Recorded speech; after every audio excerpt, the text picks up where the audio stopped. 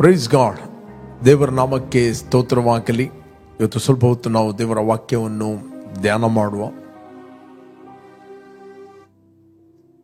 ದೇವರ ವಾಕ್ಯ ಹೇಳ್ತದೆ, ಯೇಸು ಸ್ವಾಮಿ ಪುನರುತ್ಥಾನಾದ ಯೇಸು ಸ್ವಾಮಿ ತೋಮನ ಹತ್ರ ಮಾತಾಡುತ್ತಾನೆ. ನಾವು ನೋಡ್ಲಿಕ್ಕೆ ಹೋದ್ರೆ ನಮಗೆ ಸಿಗ್ತದೆ 21ನೇ ಅಧ್ಯಾಯ 19ನೇ ವಚನ ಓದಿದರೆ ನಮಗೆ ಸಿಗ್ತದೆ. 20ನೇ ಅಧ್ಯಾಯ 29ನೇ ವಚನ. ಯೇಸು ಅವನಿಗೆ, ನೀನು ನನ್ನನ್ನು ನೋಡಿದ್ದರಿಂದ ನಂಬಿದಿ, ನೋಡದೆ ನಂಬಿದವರು ಧನ್ಯರು ಎಂದು ಹೇಳಿದನು. ಇಲ್ಲಿ ಯೇಸು ಸ್ವಾಮಿ, ಪುನರುತ್ಥಾನಾದ ಯೇಸು ಸ್ವಾಮಿ ತೋಮನಿಗೆ ಹೇಳುತ್ತಾನೆ, ಯೇಸು ಅವನಿಗೆ, ನೀನು ನನ್ನನ್ನು ನೋಡಿದ್ದರಿಂದ ನಂಬಿದಿ, ನೋಡದೆ ನಂಬಿದವರು ಧನ್ಯರು ಎಂದು ಹೇಳಿದನು. ನಾನು ಪುನಃ ಈ ವಚನವನ್ನು ಓದ್ತೇನೆ. Jesus said to him, Thomas, because you have seen me, you have believed. Blessed are those who have not seen and yet have believed. Praise God. ಈ ಸ್ವಾಮಿ ಹತ್ರ ಕೆಲವರು ಕೇಳಿದರು, ನಮಗೆ ನೀನು ಕ್ರಿಸ್ತನೆಂದು ಪ್ರೂವ್ ಮಾಡಲಿಕ್ಕೆ ಒಂದು ಸೂಚಕ ಕಾರ್ಯವನ್ನು ತೋರಿಸು. ಈ ಸ್ವಾಮಿ ಹೇಳಿದ, ಯೋನನ ಸೂಚಕ ಕಾರ್ಯ ಹೊರತು ನಿಮಗೆ ಬೇರೆ ಯಾವುದು ಸಿಗುವುದಿಲ್ಲ ಅಂತ ಹೇಳಿದ. Praise God. ಯೋನನು 3 ದಿನ 3 ರಾತ್ರಿ ಮೀನಿನ ಹೊಟ್ಟೆಯ ಒಳಗಿದ್ದ. ಓಕೆ, ಯಾಕೆ ಹೇಳಿದ ಅಂತ ಹೇಳಿದ್ರೆ, ಅದು ಸತ್ಯವೇದದಲ್ಲಿ ಬರೆಯಲ್ಪಟ್ಟಿದೆ. ಓಕೆ, ಯೇಸು ಬರುವುದಕ್ಕಿಂತ ಎಷ್ಟೋ 400-500 ವರ್ಷಗಳ ಹಿಂದೆ ನಡೆದ ಘಟನೆ ಅದು. ಬಟ್ ಅದನ್ನು ಅವ್ರು ನಂಬಬೇಕು. ಓಕೆ, ಆ ಸೂಚಕ ಕಾರ್ಯವನ್ನು ನಂಬಬೇಕು. ಯೇಸು ಸ್ವಾಮಿಯಲ್ಲಿ ಪ್ರೆಸೆಂಟ್ ಇದ್ದಾಗ ಅವರ ಹತ್ರ ಮಾತಾಡಿದ. ಯೇಸು ಸ್ವಾಮಿ ಶಾರೀರಿಕವಾಗಿ ಆತನು ಶಿಷ್ಯರೊಟ್ಟಿಗೆ 3.5 ವರ್ಷ ಇದ್ದ. 3.5 ವರ್ಷ ಆತನು ಹಳೆ ಒಡಂಬಡಿಕೆಯಿಂದ ಆತನ ವಿಷಯವಾಗಿ ಬರೆಯಲ್ಪಟ್ಟ ಎಲ್ಲ ಮಾತುಗಳನ್ನು ಅವರಿಗೆ ವಿವರಿಸಿ ಹೇಳಿದ. ಕ್ರಿಸ್ತನು ಇಂಥ ಶ್ರಮೆಯನ್ನು ಅನುಭವಿಸಿ, ಬಾಧೆಯನ್ನು ಅನುಭವಿಸಿ, ಆತನು ಹೂಣಲ್ಪಟ್ಟು ಪುನರುತ್ಥಾನಾಗುತ್ತಾನೆ, ಮಹಿಮೆಯ ಪದವಿಗೆ ಸೇರುತ್ತಾನೆ. ಆತನು ಮೋಶೆ ಮತ್ತು ಕೀರ್ತನೆ ಪ್ರವಾದಿಗಳ ಗ್ರಂಥವನ್ನು ಆಧಾರ ಮಾಡಿಕೊಂಡು ಆತನ ವಿಷಯದಲ್ಲಿ ಶಿಷ್ಯರಿಗೆ 3.5 ವರ್ಷ ಮಾತಾಡಿದ. ಬಟ್ ಯೇಸು ಸ್ವಾಮಿ, ಪುನರುತ್ಥಾನಾದ ಯೇಸು ಸ್ವಾಮಿ ಪ್ರತ್ಯಕ್ಷನಾದಾಗ ಅನೇಕ ಸತಿ ಪ್ರತ್ಯಕ್ಷನಾಗ್ತಾನೆ. ನಾವು ನೋಡ್ಲಿಕ್ಕೆ ಹೋದರೆ ನಮಗೆ ಸಿಗ್ತದೆ 20ನೇ ಅಧ್ಯಾಯ 24ನೇ ವಚನ, ಯೋಹಾನ ಸುವಾರ್ತೆಯಲ್ಲಿ 20ನೇ ಅಧ್ಯಾಯ 24ನೇ ವಚನ. ಯೇಸು ಬಂದಾಗ 12 ಮಂದಿ ಶಿಷ್ಯರೊಳಗೆ ಒಬ್ಬನಾದ ದಿದುಮನೆನಿಸಿಕೊಳ್ಳುವ ತೋಮನು ಅವರ ಸಂಗಡ ಇರಲಿಲ್ಲ. ಓಕೆ, ಇರಲಿಲ್ಲ. 25ನೇ ವಚನ ಹೇಳ್ತದೆ, ಆದ್ದರಿಂದ ಉಳಿದ ಶಿಷ್ಯರು ನಾವು ಸ್ವಾಮಿಯನ್ನು ನೋಡಿದ್ದೇವೆ ಎಂದು ಅವನಿಗೆ ಹೇಳಿದರು. ಅದಕ್ಕೆ ಅವನು, ನಾನು ಆತನ ಕೈಗಳಲ್ಲಿ ಮೊಳೆಗಳಿಂದಾದ ಗಾಯವನ್ನು ನೋಡಿ ಆ ಮೊಳೆಯ ಗಾಯದಲ್ಲಿ ನನ್ನ ಬೆರಳನ್ನು ಇಟ್ಟು ಆತನ ಪಕ್ಕೆಯಲ್ಲಿ ನನ್ನ ಕೈಯನ್ನು ಹಾಕಿದ ಹೊರತು ನಿಮ್ಮ ಮಾತನ್ನು ನಂಬುವುದೇ ಇಲ್ಲ ಅಂದನು. ಓಕೆ, ನಂಬುವುದೇ ಇಲ್ಲ ಅಂದನು. ಓಕೆ, 26ನೇ ವಚನ. 8 ದಿವಸಗಳಾದ ಮೇಲೆ ಆತನ ಶಿಷ್ಯರು ತಿರುಗಿ ಒಳಗಿದ್ದಾಗ ತೋಮನವರ ಸಂಗಡ ಇದ್ದನು. ಬಾಗಿಲುಗಳು ಮುಚ್ಚಿದ್ದವು. ಇಲ್ಲಿ ಬೈಬಲ್ ಹೇಳ್ತಿದೆ, ಬಾಗಿಲುಗಳು ಮುಚ್ಚಿದ್ದವು. Mark this word. ಆಗ ಯೇಸು ಬಂದು ನಡುವೆ ನಿಂತು, ನಿಮಗೆ ಸಮಾಧಾನವಾಗಲಿ ಅಂದನು. ಆಗ ಯೇಸು ಬಂದು ನಡುವೆ ನಿಂತು, ನಿಮಗೆ ಸಮಾಧಾನವಾಗಲಿ ಅಂದನು. ಶಾಲೋಮ್, peace to you. Okay, next. ಆಮೇಲೆ ತೋಮನಿಗೆ, ನಿನ್ನ ಬೆರಳನ್ನು ಈ ಕಡೆ ಚಾಚಿ ನನ್ನ ಕೈಗಳನ್ನು ಮುಟ್ಟಿ ನೋಡು, ನಿನ್ನ ಕೈ ಚಾಚಿ ನನ್ನ ಪಕ್ಕೆಯಲ್ಲಿ ಹಾಕು, ನಂಬದವನಾಗಿರಬೇಡ, ನಂಬುವನಾಗು ಎಂದು ಹೇಳಿದನು. 12 ಶಿಷ್ಯರು ಅಲ್ಲಿ ಒಬ್ಬನು ಇರಲಿಲ್ಲ. ಯೇಸು ಸ್ವಾಮಿ ಹತ್ರ ಮಾತಾಡಿದ. 12 ಶಿಷ್ಯರು 11 ಮಂದಿ ಶಿಷ್ಯರು ತೋಮನ ಹತ್ರ ಹೇಳ್ತಾರೆ. ಓಕೆ, ನಾವು ನೋಡ್ತೇವೆ ಅಲ್ಲಿ ಇನ್ನೊಬ್ಬ ಇರಲಿಲ್ಲ, ಯೂದನು ಕೂಡ ಇರಲಿಲ್ಲ. ಇಲ್ಲಿ ಬೈಬಲ್ ಹೇಳ್ತದೆ 24ನೇ ವಚನದಲ್ಲಿ, 12 ಮಂದಿ ಶಿಷ್ಯರಲ್ಲಿ ಓದುವ ನಾವು 24ನೇ ವಚನ. ಯೇಸು ಬಂದಾಗ 12 ಮಂದಿ ಶಿಷ್ಯರಲ್ಲಿ ಒಬ್ಬನಾದ ದಿದುಮನೆನಿಸಿಕೊಳ್ಳುವ ತೋಮನವರ ಸಂಗಡ ಇರಲಿಲ್ಲ ಹೇಳ್ತದೆ. ಓಕೆ, ಇವನಿರಲಿಲ್ಲ. ಶಿಷ್ಯರು ಅವನ ಹತ್ರ ಹೇಳ್ತಾರೆ, ನಾವು ಸ್ವಾಮಿಯನ್ನು ನೋಡಿದೆವು, ಸ್ವಾಮಿ ಪುನರುತ್ಥನಾಗಿದ್ದಾನೆ, ನಾವು ನೋಡಿದೆವು, ಎಲ್ಲ ಮಾತನ್ನು ಹೇಳಿದಾಗ ತೋಮನ್ ಹೇಳ್ತಾನೆ, ನಿಮ್ಮ ಮಾತನ್ನು ನಾನು ನಂಬುವುದಿಲ್ಲ, ನನಗೆ ನೋಡಬೇಕು, ಅವನ ಕೈಗಳಿಗೆ ನನ್ನ ಬೆರಳನ್ನು ಹಾಕಬೇಕು, ಅಕ್ಕ ಪಕ್ಕೆಗೆ ನಾನು ಮುಟ್ಟಬೇಕು, ಆಗ ಮಾತು ನಾನು ನಂಬುತ್ತೇನೆ ಹೇಳಿದ. ಈ ಮಾತನ್ನು ಉಳಿದ ಶಿಷ್ಯರು ಹೋಗಿ ಯೇಸು ಸ್ವಾಮಿಗೆ ಹೇಳಲಿಲ್ಲ. ಬಟ್ ಅವ್ರು ಏನು ಡಿಸ್ಕಸ್ ಮಾಡ್ತಾ ಇದ್ದರು, ಅವ್ರು ಏನು ಒಬ್ಬಂಟಿಕರಿಗೆ ಮಾತಾಡಿದರು, ಕಾಣದ ಲೋಕದಲ್ಲಿರುವ ಯೇಸು ಆತನದನ್ನು ಕೇಳ್ತಾ ಇದ್ದಾನೆ, ನೋಡ್ತಾ ಇದ್ದಾನೆ. ಪ್ರಿಯರೇ, ದೇವರ ವಾಕ್ಯ ಹೇಳಿದೆ, ಭಕ್ತರು ಒಬ್ಬರಿಗೊಬ್ಬರು ಅವ್ರು ಏನು ಮಾತಾಡ್ತಾರೆ, ನೀವೇನು ವೈಯಕ್ತಿಕವಾಗಿ ಡಿಸ್ಕಸ್ ಮಾಡ್ತೀರಿ, ಏನು ಒಳಗಿನ ಕೋಣೆಯಲ್ಲಿ ಡಿಸ್ಕಸ್ ಮಾಡ್ತೀರಿ, ಎಲ್ಲವನ್ನು ಒಬ್ಬನು ಕೇಳುವ ಆತನಿದ್ದಾನೆ, ಹಿಸ್ ಜೀಸಸ್. ಅವರು ಏನು ಡಿಸ್ಕಸ್ ಮಾಡಿದರು, ಏನು ಅವರ ಮಾತುಕತೆ ಆಯಿತು, ಇವರು ಸ್ವಾಮಿಯ ಬಗ್ಗೆ ಹೇಳಿದರು, ಅವನು ನಂಬಲಿಲ್ಲ, ಅವನು ಹೇಳಿದ ಆತನ ಪಕ್ಕೆಯನ್ನು ನಾನು ಮುಟ್ಟಬೇಕು, ಆತನ ಕೈಗಳನ್ನು ನಾನು ಮುಟ್ಟಬೇಕು, ಏನು ಅವರು ಡಿಸ್ಕಸ್ ಮಾಡಿದಿರು ಅದೆಲ್ಲವನ್ನು ಈ ಸ್ವಾಮಿ ಕೇಳಿದ್ದಾನೆ. ಯಾಕಂದರೆ ಆತನು ಕಾಣದ ಲೋಕದಲ್ಲಿದ್ದಾನೆ. ರೈಟ್, ಕಾಣದ ಲೋಕದಲ್ಲಿದ್ದಾನೆ. ಇಲ್ಲಿ ನಾನು ಪುನಃ ಬರ್ತೇನೆ, ದೇವರ ವಾಕ್ಯ ಇದು ಕೂಡ ಹೇಳ್ತದೆ. ಮಲಕಿಯ ಗ್ರಂಥದಲ್ಲಿ ನಾವು ಓದಿದ್ರೆ ನಮಗೆ ಸಿಗ್ತದೆ 2:15 ವಚನ. ಓಕೆ, 3:16 ವಚನ, 3 chapter 16 verse. ಮಾಲಕಿ 3:16. ಇಂಥ ಮಾತುಗಳನ್ನು ಕೇಳಿ ಯೆಹೋವನ ಭಕ್ತರು ಒಬ್ಬರಿಗೊಬ್ಬರು ಮಾತಾಡಿಕೊಳ್ಳಲು ಯೆಹೋವನು ಕಿವಿಗೊಟ್ಟು ಆಲಿಸಿ ಭಯಭಕ್ತಿಯಿಂದ ತನ್ನ ನಾಮಸ್ಮರಣೆ ಮಾಡುವವರ ಹೆಸರುಗಳನ್ನು ತನ್ನ ಮುಂದೆ ಜ್ಞಾಪಕದ ಪುಸ್ತಕದಲ್ಲಿ ಬರೆಸಿದನು. ಪುನಃ ನಾನು ಓದ್ತೇನೆ, ಮಾಲಕಿ 3 chapter 16 verse. ಇಂಥ ಮಾತುಗಳನ್ನು ಕೇಳಿ ಯೆಹೋವನ ಭಕ್ತರು ಒಬ್ಬರಿಗೊಬ್ಬರು ಮಾತಾಡಿಕೊಳ್ಳಲು ಯೆಹೋವನು ಕಿವಿಗೊಟ್ಟು ಆಲಿಸಿ ಭಯಭಕ್ತಿಯಿಂದ ತನ್ನ ನಾಮಸ್ಮರಣೆ ಮಾಡುವವರ ಹೆಸರುಗಳನ್ನು ತನ್ನ ಮುಂದೆ ಜ್ಞಾಪಕದ ಪುಸ್ತಕದಲ್ಲಿ ಬರೆಸಿದನು.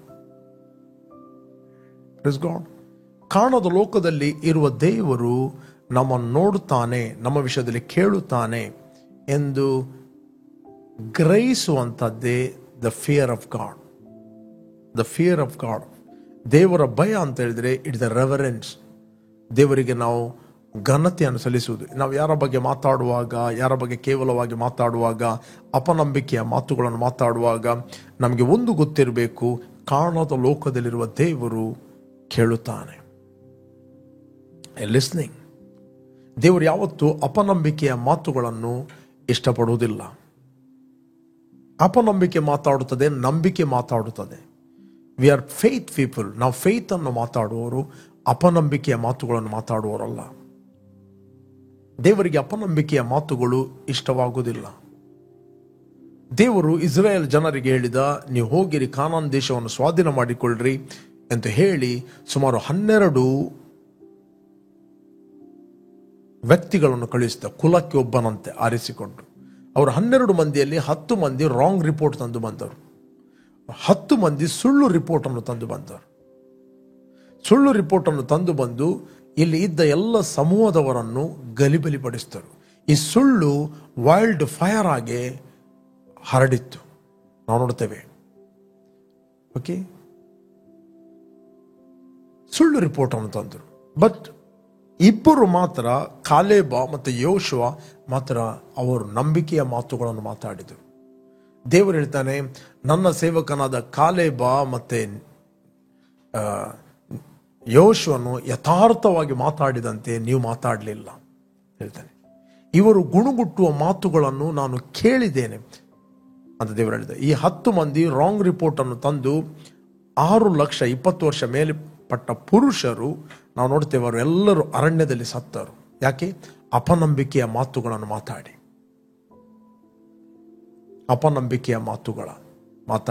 ನಾವು ನೋಡ್ತೇವೆ. ಅರಣ್ಯಕಾಂಡ 14:30 ಎಪ್ಪುನೆಯ ಮಗನಾದ ಕಾಲೇಬ್ ಮತ್ತು ನ್ಯೂನನ ಮಗನಾದ ಯೋಶುವ ಇವರೆಬ್ಬರೇ ಹೊರತು ನಿಮ್ಮಲ್ಲಿ ಯಾರೂ ನಿಮ್ಮ ನಿವಾಸಕ್ಕಾಗಿ ನಾನು ಪ್ರಮಾಣಪೂರ್ವಕವಾಗಿ ವಾಗ್ದಾನ ಮಾಡಿದ ದೇಶವನ್ನು ಸೇರುವುದಿಲ್ಲ. 31 ಹೇಳ್ತದೆ, 14:31, ಅದರ ಪರರ ಪಾಲಾಗುವುದೆಂದು ನೀವು ಹೇಳಿದ ನಿಮ್ಮ ಚಿಕ್ಕ ಮಕ್ಕಳನ್ನು ಅಲ್ಲಿಗೆ ಸೇರಿಸುವೆನು. ನೀವು ಬೇಡವೆಂದು ಹೇಳಿದ ದೇಶವನ್ನು ಅವರು ಅನುಭೋಗಿಸುವರು. 32,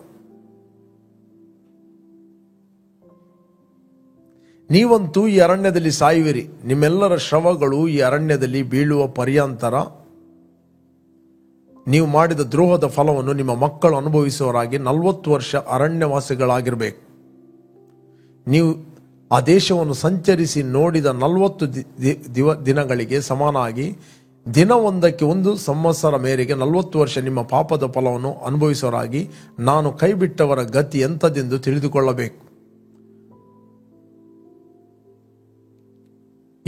ಇದು ಯೆಹೋವನೆಂಬ ನಾನೇ ಹೇಳಿದ ಮಾತು. ನನಗೆ ವಿರುದ್ಧವಾಗಿ ಕೂಡಿಕೊಂಡಿರುವ ಈ ದುಷ್ಟ ಸಮೂಹದವರೆಲ್ಲರಿಗೆ ಈ ಮಾತಿನ ಮೇರೆಗೆ ಮಾಡುತ್ತೇನೆ.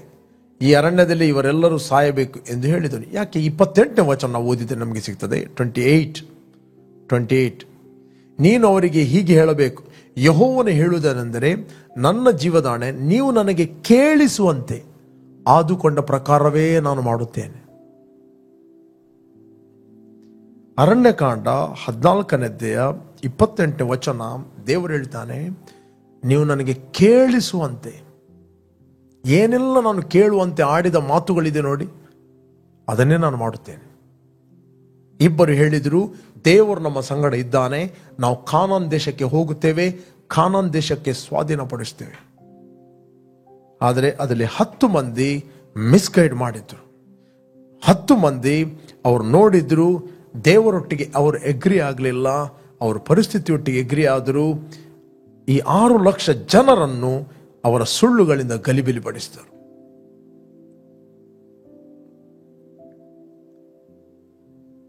ದೇವರು ಮೆಜಾರಿಟಿಯನ್ನು ನೋಡುವುದಿಲ್ಲ.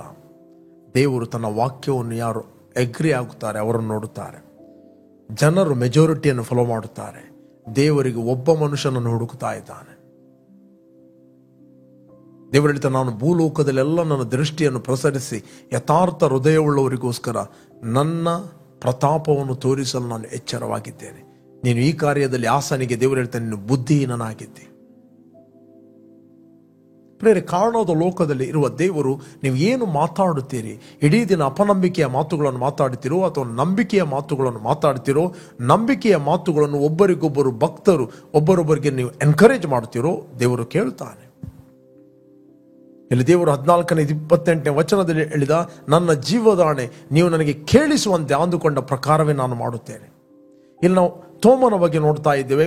ತೋಮನು ಅಪನಂಬಿಕೆಯ ಮಾತುಗಳನ್ನು ಮಾತಾಡಿದ. ಅವನ ಪಕ್ಕೆಯನ್ನು ನಾನು ಮುಟ್ಟುವುದಿಲ್ಲ, ಆತನ ಕೈಗಳಿಗೆ ನಾನು ಬೆರಳು ಹಾಕುವುದಿಲ್ಲ, ನಿಮ್ಮ ಮಾತನ್ನು ನಾನು ನಂಬುವುದೇ ಇಲ್ಲ ಅಂತ ಹೇಳಿದ. ಈ ಮಾತನ್ನು ಕಾಣದ ಲೋಕದಲ್ಲಿರುವ ಯೇಸು ಕೇಳ್ತಾ ಇದ್ದಾನೆ.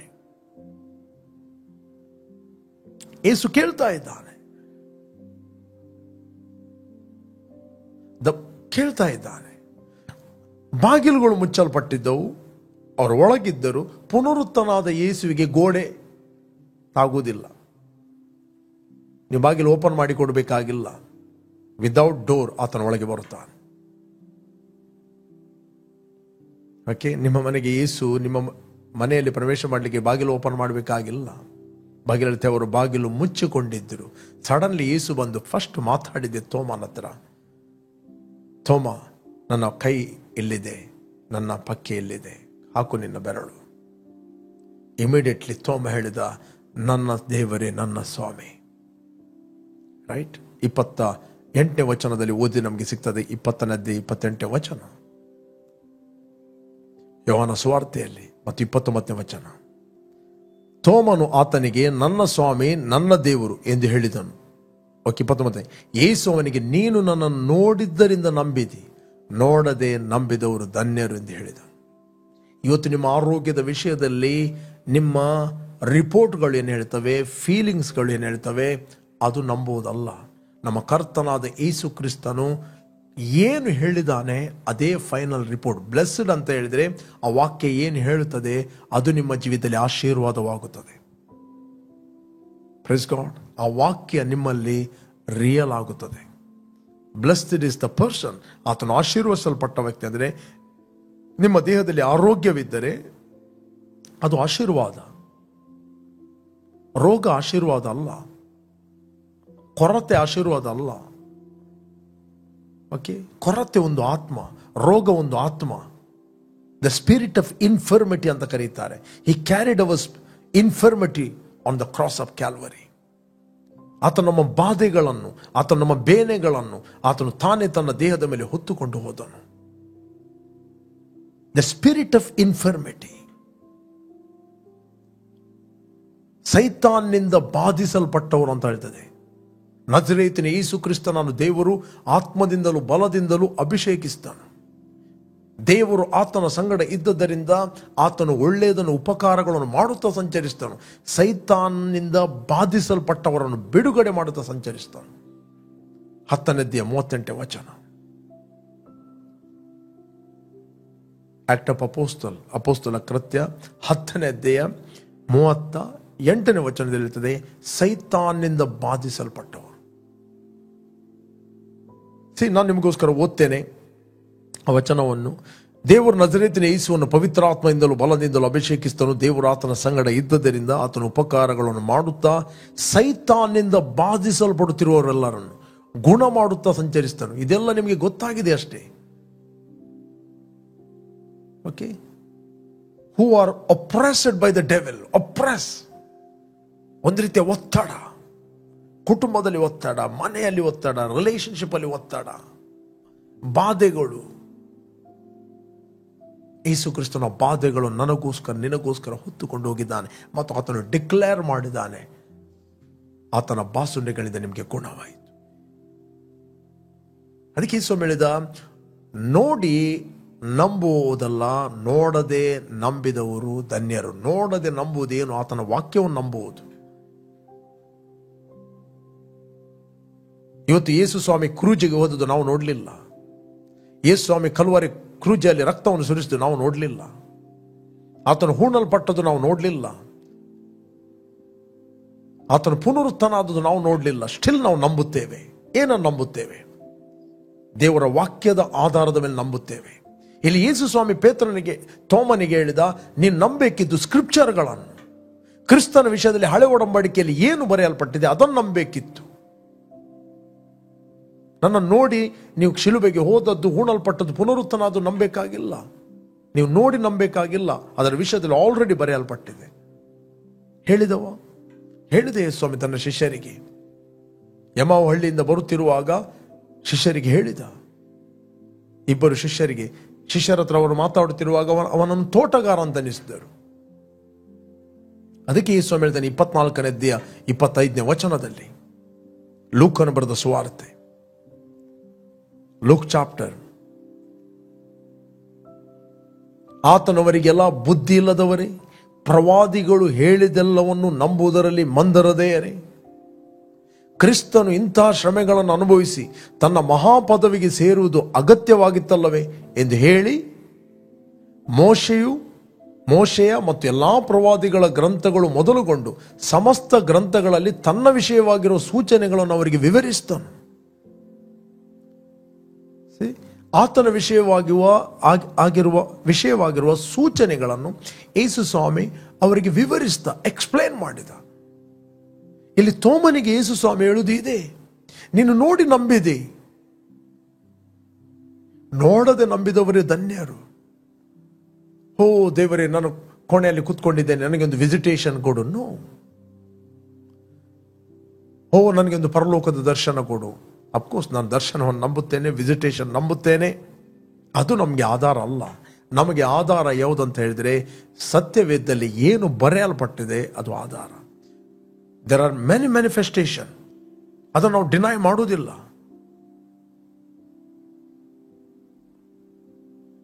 ಯೇಸುಸ್ವಾಮಿ ಅವರಿಗೆ ಮ್ಯಾನಿಫೆಸ್ಟ್ ಆದ, ಯೇಸುಸ್ವಾಮಿ ಅವರಿಗೆ ವಿಸಿಟ್ ಮಾಡಿದ, ಯೇಸುಸ್ವಾಮಿ ಇನ್ನೊಂದು ಗೈಡ್ ಮಾಡಿದ ಅಂತ ಹೇಳಿದರೆ, ಇದನ್ನು ನಂಬುವುದಲ್ಲ, ನೀವು ವಾಕ್ಯವನ್ನು ನಂಬಬೇಕು.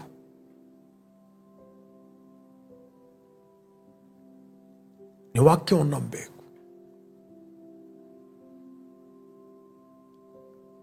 ನಾವು ವಾಕ್ಯವನ್ನು ನಂಬುವುದಾದರೆ ಯಾವಾಗಲೂ ನಾವು ದೇವರಿಗೆ ಭಯ ಪಡುವರಾಗುತ್ತೇವೆ.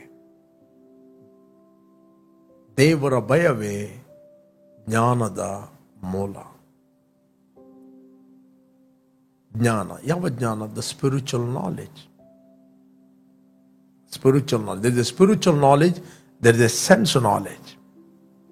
ಸೆನ್ಸ್ ನಾಲೆಜ್ ಅಂತ ಹೇಳಿದರೆ ನೀವೇನು ಅಂದರೆ ಇಂದ್ರಿಯಗಳ ಜ್ಞಾನೇಂದ್ರಿಯ ಅಂತ ಹೇಳಿದರೆ ಏನು ನೋಡ್ತಿ, ಏನು ಕೇಳ್ತಿ, ಏನು ಫೀಲ್ ಮಾಡ್ತಿ, ಏನು ಮುಟ್ಟುತ್ತಿ, ಅನುಭವಿಸ್ತಿ. ಓಕೆ, ಅದು ಸ್ಪಿರಿಚುವಲ್ ನಾಲೆಜ್ ಅಂತ ಹೇಳಿದರೆ ಕಾಣದ ಲೋಕದಲ್ಲಿರುವ ದೇವರು ನಾನು ನೋಡ್ತಾ ಇದ್ದಾನೆ. ನೀವೇನೇ ಮೊಬೈಲ್ ನೋಡ್ತಿರುವಾಗ, ಫೋನೋಗ್ರಫಿ ನೋಡ್ತಿರುವಾಗ, ಅಶ್ಲೀಲವಾದ ಪಿಕ್ಚರ್ಗಳು ನೋಡ್ತಿರುವಾಗ ನಮಗೆ ಕಾನ್ಷಿಯಸ್ ಇರಬೇಕು, ಗಾಡ್ ಇಸ್ ವಾಚಿಂಗ್. ಯಾರ ಬಗ್ಗೆ ಮಾತಾಡುತ್ತಿರುವಾಗ ಗಾಡ್ ಇಸ್ ವಾಚಿಂಗ್. ನಾವು ಕೇವಲವಾಗಿ ಯಾರ ಬಗ್ಗೆ ಮಾತಾಡಲಿಕ್ಕೆ ಆಗುವುದಿಲ್ಲ. God is watching. What you speak, God is watching. ನಾವು ವೈಯಕ್ತಿಕವಾಗಿ ಏನು ಮಾತಾಡುತ್ತೇನೆ ದೇವರು ಕೇಳ್ತಾನೆ. ಸಭೆಯಲ್ಲಿ ಬಂದು ಎಲ್ಲರ ಮುಂದೆ ನಂಬಿಕೆಯ ಮಾತುಗಳನ್ನು ಮಾತಾಡಬಹುದು, ಅರಿಕೆ ಮಾಡಬಹುದು. ಬಟ್ ನೀನು ಒಬ್ಬನೇ ಇರುವಾಗ ಹೇಗೆ ಮಾತಾಡುತ್ತೆ? ನಿನ್ನ ಪ್ರತಿಯೊಂದು ಮಾತುಗಳನ್ನು ಯೇಸುಸ್ವಾಮಿ, ಪುನರುತ್ಥಾನದ ಯೇಸುಸ್ವಾಮಿ ಕೇಳುತ್ತಾನೆ. ಪುನರುತ್ಥಾನದ ಯೇಸುಸ್ವಾಮಿ ಆತನು ಕೊನೆಯದಾಗಿ ಆತನು 500 ಜನಕ್ಕೆ ವಿಸಿಟ್ ಮಾಡಿದ, ನಾವು ನೋಡ್ತೇವೆ. ಆತನು ಮಾತಾಡಿದ. 120 ಮಂದಿ ಆತನ ಪವಿತ್ರಾತ್ಮಗೋಸ್ಕರ ವೇಟ್ ಮಾಡಿದರು. ಆತನು ಪರಲೋಕಕ್ಕೆ ಒಯ್ಯಲ್ಪಟ್ಟಾಗ ನಾವು ನೋಡ್ತೇವೆ 1ನೇ ಅಧ್ಯಾಯ 9ನೇ ವಚನ, ಆಕ್ಟ್ ಆಫ್ ಅಪೋಸ್ತಲ್. ಈ ಮಾತುಗಳನ್ನು ಹೇಳಿದ ಬಳಿಕ ಅವರು ನೋಡುತ್ತಾ ಇದ್ದ ಹಾಗೆ ಆತನು ಏರಿಸಲ್ಪಟ್ಟನು. ಮೋಡವು ಆತನು ಕವಿದುಕೊಂಡಿದ್ದರಿಂದ ಅವರ ಕಣ್ಣಿಗೆ ಮರೆಯಾದನು. ಓಕೆ, 10ನೇ ವಚನ, ಆತನು ಹೋಗುತ್ತಿರುವಾಗ ಅವರು ಆಕಾಶದ ಕಡೆಗೆ ದೃಷ್ಟಿಸಿ ನೋಡುತ್ತಾ ಇರಲಾಗಿ ಶುಭ್ರ ವಸ್ತ್ರಧಾರಿಗಳಾದ 2 ಪುರುಷರು ಪಕ್ಕನೆ ಅವರ ಹತ್ತಿರ ನಿಂತುಕೊಂಡು, ಗಲಿಲಾಯದವರೇ, ನೀವು ಯಾಕೆ ಆಕಾಶದ ಕಡೆಗೆ ನೋಡುತ್ತಾ ನಿಂತಿದ್ದೀರಿ? ನಿಮ್ಮ ಬಳಿಯಿಂದ ಆಕಾಶದೊಳಗೆ ಸೇರಿಸಲ್ಪಟ್ಟಿರುವ ಈ ಯೇಸು ಯಾವ ರೀತಿಯಲ್ಲಿ ಆಕಾಶದೊಳಗೆ ಹೋಗಿರುವುದನ್ನು ನೀವು ಕಂಡಿರೋ ಅದೇ ರೀತಿಯಲ್ಲಿ ಬರುವನು ಎಂದು ಹೇಳಿದನು. ಹಾಗೇ ಬರ್ತಾನೆ ಅವನು ಸಣ್ಣವನಾಗಿ ದೊಡ್ಡವನಾಗಿ ಬರುವುದಿಲ್ಲ. ಪುನರುತ್ಥಾನದ ಯೇಸು ಸ್ವಾಮಿ ಅದೇ ರೀತಿ ಆತನು ಬರುತ್ತಾನೆ. ಅದೇ ರೀತಿ ನಾವು ಕ್ರಿಸ್ತನಲ್ಲಿ ಇದ್ದೇವೆ. ಸ್ಪಿರಿಚುವಲ್ ವರ್ಲ್ಡ್ ಅಲ್ಲಿ ಆತ ನಮ್ಮ ಒಂದೊಂದು ಮಾತುಗಳನ್ನು ಆತನು ಕೇಳುತ್ತಾನೆ. ತೋಮನು ಅಪನಂಬಿಕೆಯ ಮಾತನ್ನು ಮಾತಾಡಿದ, ಅಪನಂಬಿಕೆಯ ಮಾತುಗಳನ್ನು ಮಾತಾಡಿದ್ದು ಯೇಸು ಸ್ವಾಮಿ ಕೇಳಿದ್ದಾನೆ. ಅದಕ್ಕೋಸ್ಕರ ಫಸ್ಟ್ ಬಂದು 8ನೇ ದಿನದಲ್ಲಿ, ಆಫ್ಟರ್ 8 days ಫಸ್ಟ್ ಬಂದು ಅವನು ತೋಮನ ಹತ್ರ ಮಾತಾಡುದು. ತೋಮನ ಹತ್ರ ಹೇಳ್ತೇನೆ, ನೀನು ನೋಡಿದ್ದರಿಂದ ನಂಬಿದ್ದಿ, ನೋಡದೆ ನಂಬಿದವರು ಧನ್ಯರು. Praise God. ಒಂದು ವೇಳೆ ನೋಡದೆ ನಂಬುವಂಥದ್ದು ದಟ್ ಇಸ್ ಫೇತ್. ನೋಡಿ ನಂಬುವಂಥದ್ದು ಅದು ನಂಬಿಕೆ ಅಲ್ಲ, ಅದು ಅಪನಂಬಿಕೆ. ಅನ್ಬಿಲೀಫ್. God hate unbelief. ದೇವರು ಅಪನಂಬಿಕೆಯನ್ನು ಹೇಟ್ ಮಾಡುತ್ತಾನೆ. ವಿತೌಟ್ ಫೇತ್, ನಂಬಿಕೆ ಇಲ್ಲದೆ ಯಾರು ದೇವರನ್ನು ಮೆಚ್ಚಿಸಲಿಕ್ಕೆ ಆಗೋದಿಲ್ಲ. ಓಕೆ, ನಾವು ಹೇಳ್ತೇವೆ ನಮ್ಮ ಆರಾಧನೆಯಲ್ಲಿ ದೇವರು ಮೆಚ್ಚಬೇಕಂತ. ಹೇಗೆ ಮೆಚ್ಚುವುದು? ನಮ್ಮ ಆರಾಧನೆಯಲ್ಲಿ ದೇವರು ಮೆಚ್ಚುವುದು ನಾವು ನಂಬಿಕೆಯಿಂದ ಮಾಡಿದಾಗ. ನೀವೆಷ್ಟು ಚಪ್ಪಾಳೆ ಬಡಿತೀರಿ, ಎಷ್ಟು ಜಂಪ್ ಹೊಡಿತೀರಿ, ಎಷ್ಟು ನೀವು ಡ್ಯಾನ್ಸ್ ಮಾಡ್ತೀರಿ, ಅದಲ್ಲ ದೇವರಿಗೆ ಮೆಚ್ಚುಗೆ ಆಗುವಂಥದ್ದು. ದೇವರಿಗೆ ಮೆಚ್ಚುಗೆ ಆಗುವಂಥ ಆರಾಧನೆ ಯುವರ್ ಫೇತ್. ಬೈಬಲ್ ಹೇಳ್ತದೆ, ದೇವರ ಕನಿಕರವನ್ನು ನಿಮ್ಮ ನೆನಪಿಗೆ ತಂದುಕೊಂಡು ನಿಮ್ಮಲ್ಲಿ ಕೇಳಿಕೊಳ್ಳುವುದೇನೆಂದರೆ, ನೀವು ನಿಮ್ಮ ದೇಹಗಳನ್ನು ಅಂದರೆ ಅದರ ಇಂದ್ರಿಯಗಳನ್ನು ದೇವರಿಗೆ ಮೀಸಲಾಗಿಯೂ ಸಜೀವವಾದ ಯಜ್ಞವಾಗಿ ಸಮರ್ಪಿಸಿರಿ. ಇಹಲೋಕದ ನಡವಳಿಕೆಯನ್ನು ಅನುಸರಿಸದೆ ನೂತನ ಮನಸ್ಸನ್ನು ಹೊಂದಿದವರಾಗಿ ಪರಲೋಕದವರಾಗಿರಿ.